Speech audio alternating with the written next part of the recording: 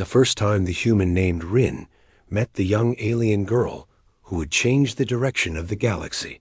He was repairing a navigation tower on the remote frontier station of Erelon. The station was quiet, drifting in the shadow of a blue giant star, far from trade routes and political noise. Rin enjoyed the solitude because it gave him peace after years of surviving conflicts between empires that never cared about the lives they pulled into their wars. He believed he had escaped all that. He believed he could fade into a quiet existence. He believed the galaxy had forgotten him. He was wrong. The girl arrived in the middle of a silent morning, escorted by 2 honor guards of the tall, silver-skinned Ilindari people. She walked with confidence far beyond her young age. Her eyes glowed like opal stone, and her posture was straight with the discipline of one raised inside a royal court. Her name was Lyra, and she was the daughter of the ruling sovereign of Alindari. Space. She stopped directly in front of Rin while he tightened the panel on the tower's control array.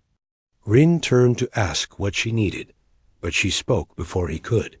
"Human Rin, I have been searching for you," she said. Rin blinked. It had been years since anyone had spoken his name with such certainty. "Is something wrong?" he asked. "Yes," Lyra said, as if stating a fact carved in cosmic stone. "My mother needs a partner, and I wish for a father, so I would like you to marry her." Rin dropped his tool. The metallic clatter echoed across the lonely platform. "I think you may be misunderstanding something," he said carefully. "I understand perfectly." Lyra replied, "You are the person I have selected." Rin stared in disbelief. A simple technician from Earth's outer colonies had no place near royalty, and certainly not near decisions that could alter the political architecture of star regions. Yet the girl spoke with such composure that Rin felt this was not a joke nor a misunderstanding, but a deliberate mission. "Why me?"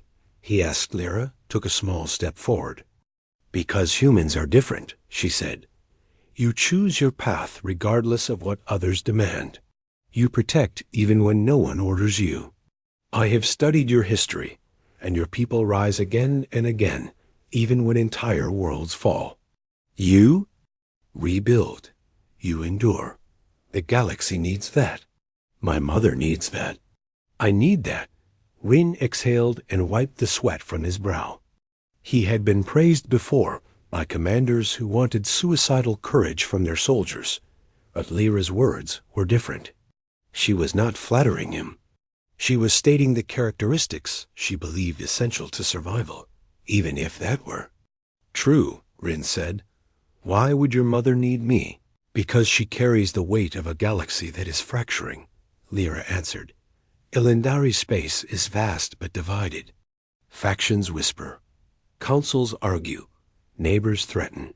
My mother rules with wisdom, but the empire she inherited is wounded. She needs someone who is not from our line. Someone who stands outside our politics, yet understands conflict. Someone who will never seek the crown, but will guard the one who wears it." Rin listened in stillness. Her explanation was far more serious than he expected. "You said I have been selected." Rin said, "Who exactly selected me?" Lyra raised her chin. "I did." Rin stared again. Her confidence never wavered. Her gaze was steady. She believed completely in her decision and in the human standing before her. "I am only a technician," he said. "You were many things before that," she replied, "and I know what you have done. I read the military records before they were sealed. I learned what you refused to speak about. You took responsibility where others ran. You saved lives others had given up on. Your decisions altered battles that would have ended in massacres. You walk as if you want to forget, but you do not forget at all. A person who carries memory with humility is rare." Her words struck deeper than Rin expected. He had left the service because he could not bear the cycle of war. Hearing the memories spoken aloud by a child from another species felt strangely heavy. "One question," Rin said. Does your mother know about this plan? No, Lyra answered calmly. But she will agree. She trusts my choices, and she trusts the vision I build for our people. She understands that the Empire needs a stabilizing force that comes from outside our old traditions, and that you can provide it. Rin shook his head. You expect me to marry your mother without ever meeting her? You will meet her today, Lyra said, and made a small gesture to her guards. We will escort you to the capital world. Rin stood in silence. The station's wind carried faint particles of ice. The sky shimmered with the reflected glow of the blue giant.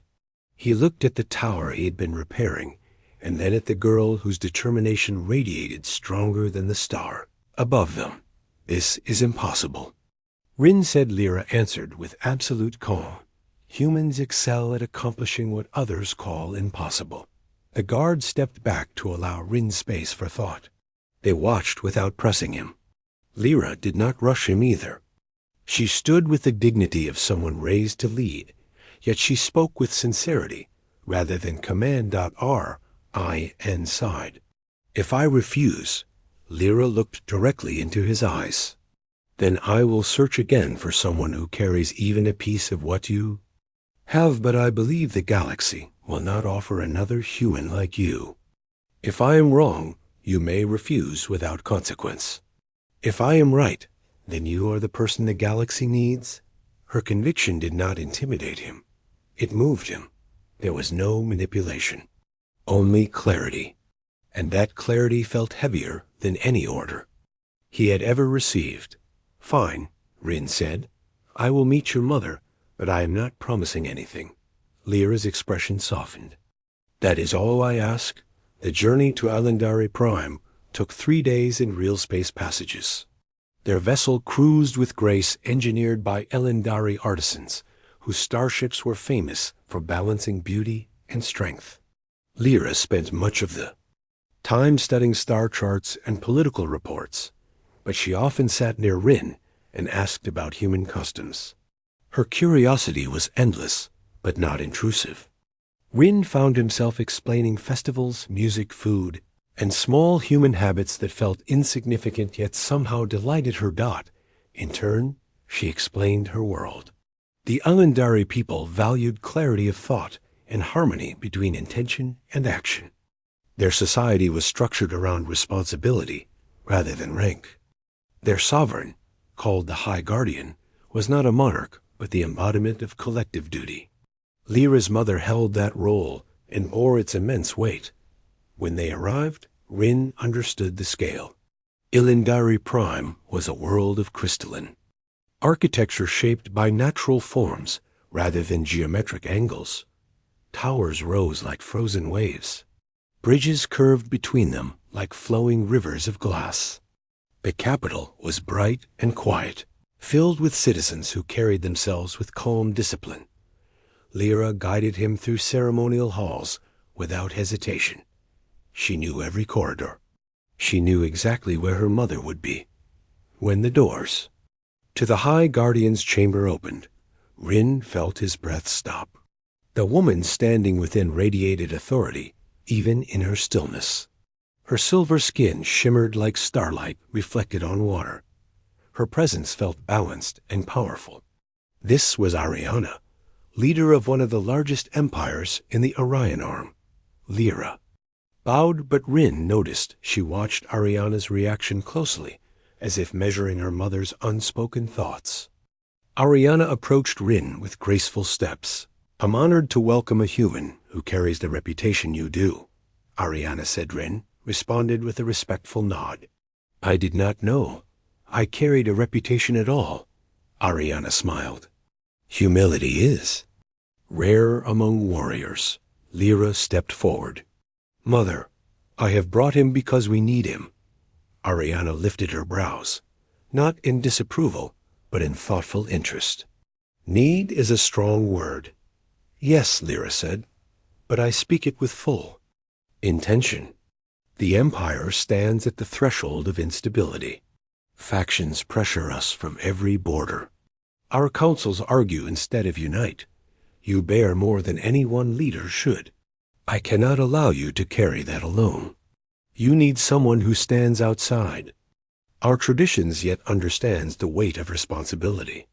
I have chosen Rin. Rin expected Ariana to dismiss the idea, or at least react with surprise, but instead she observed her daughter with quiet pride. She then turned to Rin. You understand what my daughter asks of you, Ariana said. She said, you need a partner, and she wants a father, Rin replied. But I'm not certain why.